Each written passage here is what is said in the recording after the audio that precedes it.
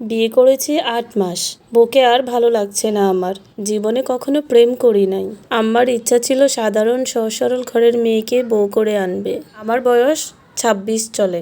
আমার স্ত্রীর বয়স ১৯। সে অনেক অগোছালো একটা মেয়ে। সাজগোজ করে না, গা চুল থেকে আস্তে একটা গন্ধ আসে। আমার একদমই অপছন্দ। এগুলো আমার একদমই ভালো লাগে না। মেয়ে মানুষ একটু সেজেগুজে থাকবে, একটু পরিপাটি হয়ে থাকবে, কিন্তু সে তার উল্টোটা। হাসলে সুন্দর লাগে না, দাঁতগুলো হলদেটে।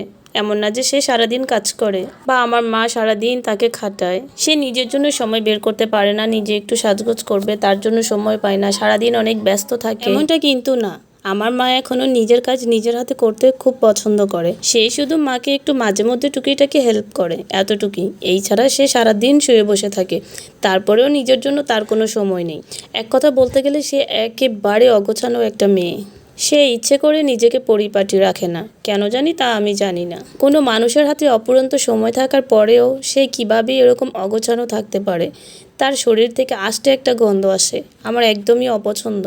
সব থেকে বিশ্রী লাগে তার চুলগুলো, একেবারে এলোমেলো থাকে, একটুও পরিপাটি রাখে না।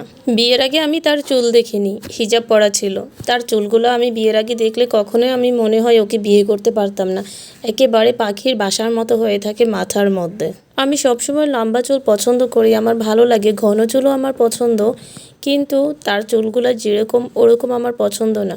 মেয়েদের চুল কত সুন্দর থাকে, কোমর পর্যন্ত থাকে বা ছোটো থাকে, গাড় পর্যন্ত থাকে, কিন্তু মেয়েরা অনেক পরিপাটি হয়ে থাকে, চুলগুলো সুন্দর করে আঁচড়ে রাখে, অনেক ভালো লাগে দেখতে।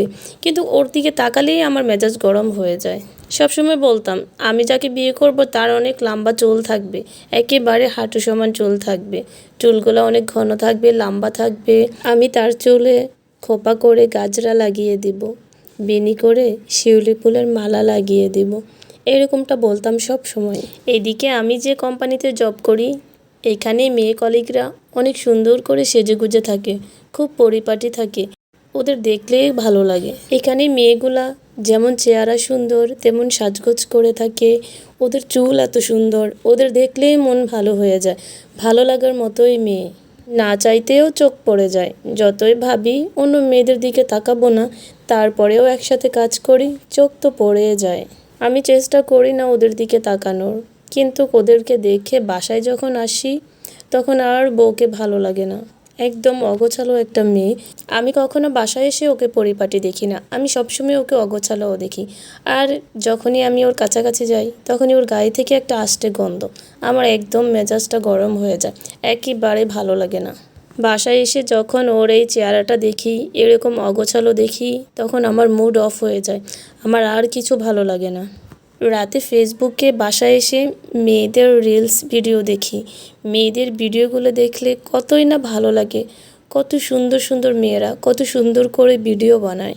এমন না যে আমি আজে বাজে ভিডিও দেখি, আমি রিলসে ভালো ভিডিও দেখি। ফেসবুকে নিশ্চয়ই আপনারা জানেন ভালো ভিডিওই দেয়, অবশ্যই ভালো ভিডিও, কিন্তু ওই সব ভিডিওগুলা আর আমার স্ত্রী আকাশ পাতাল তফাৎ। যখন আমি এই ভিডিওগুলো দেখি তখন আর আমার স্ত্রীকে আমার ভালো লাগে না। এখন আমার কি করা উচিত, আমি কি করতে পারি? আমি ওকে বিয়ে করতে চাইনি, আমার মায়ের পছন্দে মা আমাকে বিয়ে করিয়েছে। আমাদের সমাজে প্রতিনিয়ত এরকম অনেক ঘটনা ঘটতেছে, ফ্যামিলির পছন্দে বিয়ে করে পরে স্ত্রীকে আর ভালো লাগে না।